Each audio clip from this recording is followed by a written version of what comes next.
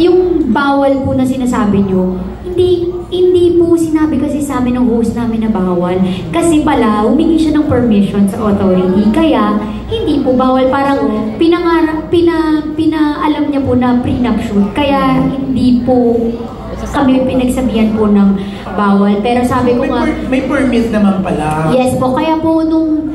Sabi ko nga kay Tito na iniisip ko kanina ang aking lesson sa nangyari ay yung isipin muna kung ano yung mga gagawin mo. Like parang kasi akala mo sa sarili ko wala lang yun eh. Sa mga kaibigan ko wala lang. Pero sa ibang tao, di ba, parang malaking, big deal pala siya. So parang hindi mo na lang uulitin. Yes. Pero yun nga, no? It's so nice, no, na for you to say that, na yun, tinanggap mo na lang, although, kasi iba, ipagpipili, Tapos sabi nung host namin sa Japan, wag na wag. Yan yung pinakabastos sa mga Japanese. Sabi ko, bakit? Kasi meron daw dong na aksidente, nagpakamatay or may namanay. Kaya po pala may mga flowers. So, umalis kami doon, hindi kami dumikit, hindi kami lumapit.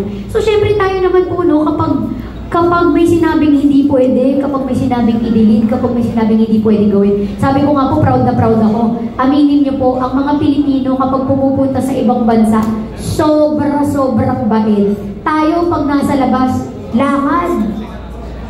Kahit saan, maglalakad ka, kahit naka-go yung sasakyan, maglalakad tayo. Pero pag nasa ibang bansa, stop. Mag-stop talaga ako. Diba? Super walk pa tayo ng very light lang para maramdaman natin na sumusunod tayo sa batas nila.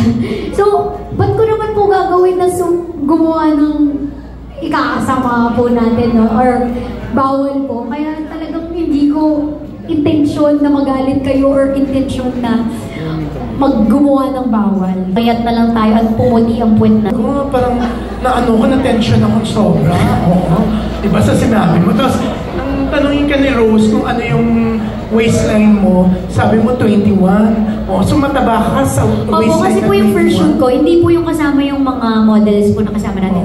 Yung first shoot ko po kasama yung green na mga products ko. 32 kilos po ako noon. Ngayon 34 po. Anong waistline mo that time? Same po, 21. Ewan ko, parang ano lang, medyo bloated lang ngayon yung mukha ko or medyo mas lumaki yung braso ko. Pero yung waistline, pareho lang naman.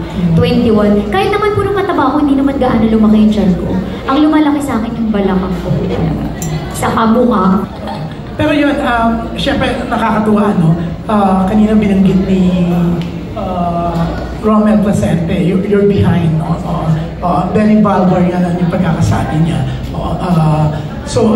Pero yun nga napapansin sa'yo ng mga tao, no? Even yung mga sex pictorials mo, pag naka-swimsuit ka, sobrang kinis. So, noon mo pa na-formulate itong ano? Actually, yung Manoff ko po kasi, matagal ko na silang kilala. Tapos, alam ko po yung ginagawa nilang products. Ginagamit ko na po yung products nila. Kaya po, nung nagsastart na ako mag-business, sila sa kanila po talaga ako lumapit kasi alam ko na po yung produkto nila. Kaya nung gagawa ko na ng sarili ko, madali na lang kasi sila na po yung ginagamit ko noon. Pero other brands po. At least ngayon, sarili ko ng brand, pero same lang po nung gumawa.